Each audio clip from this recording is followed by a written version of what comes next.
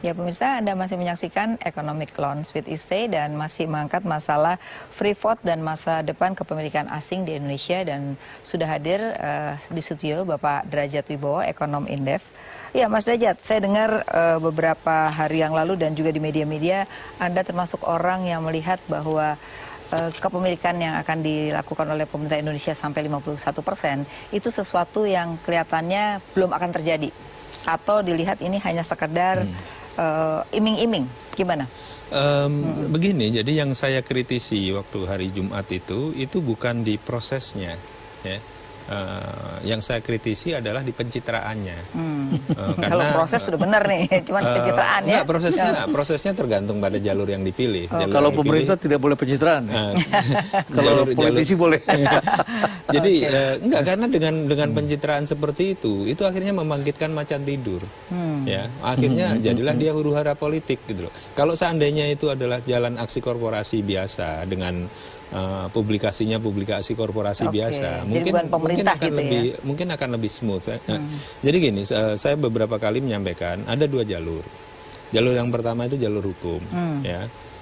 Jalur hukum itu apa namanya? Dengan memanfaatkan sedikit lubang yang masih ada di dalam kontrak karya maupun di dalam undang-undang minerba, ya.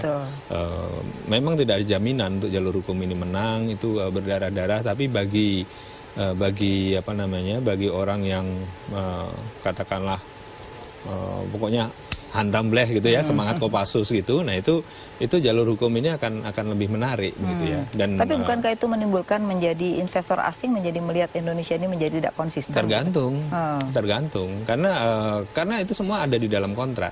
Jadi yang berbeda kalau misalkan kita tidak mengikuti kontrak.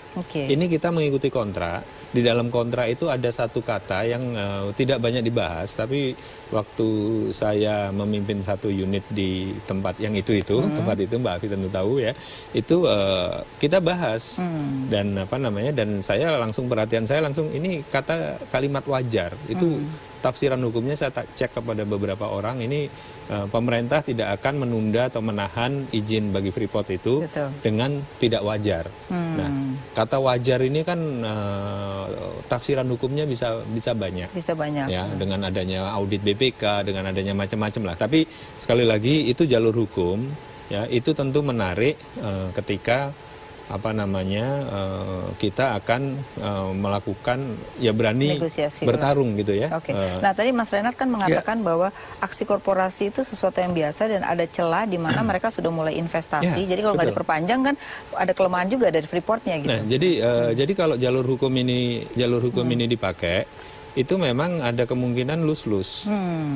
Karena kita juga harus mungkin operasi Freeport akan berhenti, kita akan kehilangan apa namanya income stream gitu dan seterusnya ya. Kemudian juga tapi dari pihak mereka juga lose juga karena sahamnya akan jeblok. Sahamnya, dan sudah terbukti sahamnya itu jeblok gitu ya. Dan hari ini kalau saya lihat sahamnya nggak bergerak. Berarti kepemilikan pemerintah Indonesia 51% nggak membuat pergerakan dong. Nah, yang orang karena emang belum terjadi.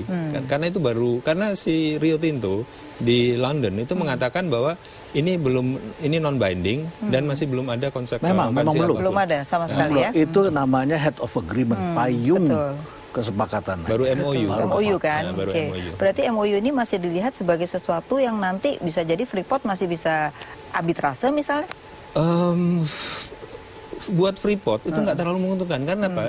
Yang orang tidak banyak tahu, James Moffett ya, itu kehilangan sahamnya karena dia gagal menyelesaikan masalah dia di Indonesia, sehingga saham Freeport anjlok. Kemudian Carl Icahn itu langsung mencaplok, langsung meningkatkan ininya. Jadi akhirnya Moffett lepas akhirnya.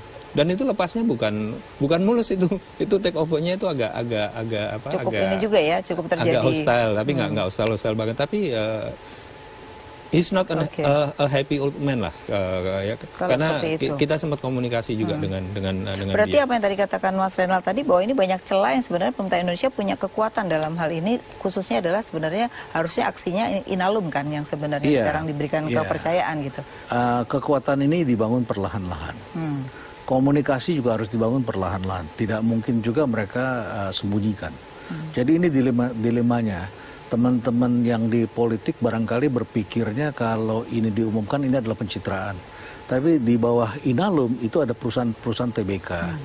Sehingga mereka harus mengumumkan secara berkala kepada publik dan ini memang rumit, maka harus dijelaskan secara bertahap. Kalau mereka tidak jelaskan, teman-teman dari politik kemudian melihat atau mendengar dari pihak lain, itu juga bisa jadi masalah lagi, digoreng lagi. Jadi memang mereka harus penjelasan secara bertahap dan beresiko memang kalau mereka perusahaan internasional ini menghindari tekanan-tekanan politik, mereka merasa terganggu. Mereka juga termasuk kelompok pemasok uangnya nanti dananya. Mereka tidak mau terganggu oleh hal seperti itu. Kalau dipanggil oleh para politisi DPR, mereka tidak mau pasti. Tadi nggak mau ya? Tidak mau. Nah, jadi banyak hal-hal yang rumit yang kalau harus pengumumannya itu adalah pengumuman korporasi biasa, Mas harusnya Inalum gitu yang mengumumkan gitu. Pengumuman biasa. Kemarin kan pemerintah Indonesia yang itu apa namanya boleh pemerintah Indonesia, tapi pengumumannya biasa bahwa terjadi ini ada kemajuan dalam kesepakatan harga, itu mungkin tidak akan banyak reaksi. Tapi ketika kemudian yang muncul adalah sudah kita rebut kembali bla bla bla, wah ini kan wait a minute. Mungkin bukan pemerintahnya kali bagian dari. Iya, jadi kemudian terus ada apa? Ada foto yang dipotong sehingga seolah-olah kita mendikte. Kalau menurut saya sih kita harus lebih rileks saja. Iya. Ini sekarang soalnya banyak hoax ya. Nah, Mas Derajat, yang menarik gini kan ini 51% ternyata juga butuh uang kan. Divestasi kan tidak gratis gitu. Nah, tadi juga sudah dibahas oleh Pak Renald bahwa ini kalau misalnya Inalum yang harus membeli kan bukan pemerintah kan. Nanti bukan dari APBN tapi aksi korporasi. Nah, sejauh mana memang misalnya bank-bank pemerintah atau siapa bisa masukin uang gitu. Jangan sampai akhirnya nanti yang beli orang lain cuman pakai namanya Inalum gitu loh. Nah, ini kan bahaya. Kayak dulu ada satu bank gitu. BUMN yang saya komunikasi tapi mungkin nggak etis saya sebutkan.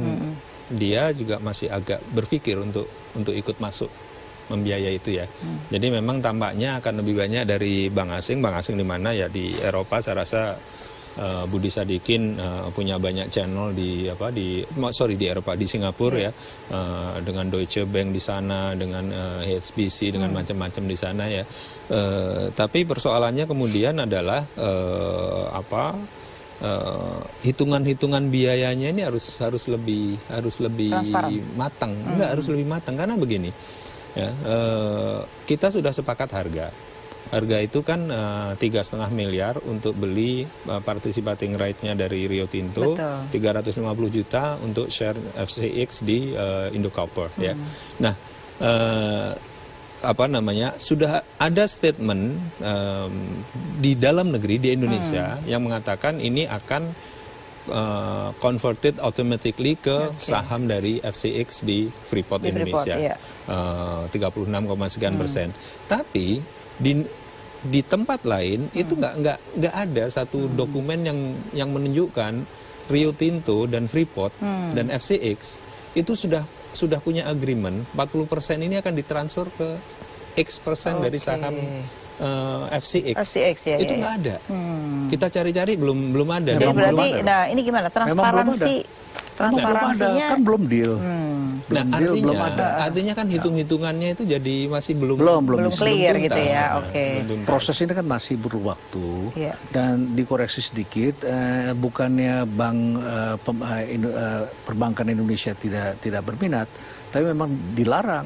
Dilarang oleh Menteri BUMN. Nggak boleh bank punya saham di itu ataupun meminjamkan hanya untuk beli saham itu nggak boleh kan. Jadi regulasinya oleh karena itu memang harus bank asing begitu ya. Jadi harus investasi baru. Tapi banyak cara. Kalau kita belajar corporate finance itu banyak caranya ya. Tidak boleh juga membuat perusahaan itu menjadi lazy company atau zombie company. Lazy itu kan di masa lalu. Perusahaan tidak melakukan investasi dan uangnya disimpan, dapat bunga dari bank. Direksinya senang sih tentim, tapi tidak ada investment, tidak ada depreciation. Nah, sekarang ini harus dilakukan dengan memperbesar debt-nya supaya bisa investasi. Langkah pertamanya dibikin dulu holding. Kalau tidak holding tidak jadi. Tapi holding kan kita tahu suasana politisnya juga ribut tidak juga karena ini corporate finance tidak bisa ditafsirkan dengan bahasa politik. Jadi corporate finance is a corporate move begitu ya. Hanya masalah ini kan ada state owned enterprise di mana ada keterlibatan dari negara. Betul. Nah, nanti saya tanya Mas Derajat, biasanya kalau praktek-praktek di Indonesia ketika sahamnya itu dibagi-bagi, kecenderungan nanti begitu investasi terdilusi lagi gitu ya. Tapi kita harus break lagi. Dan terima kasih, mungkin Mas Renat harus pergi. Semoga aktivitasnya selalu sukses. Terima kasih. Ya, pemirsa jangan kemana-mana, tetaplah di Economic Launch with ISE.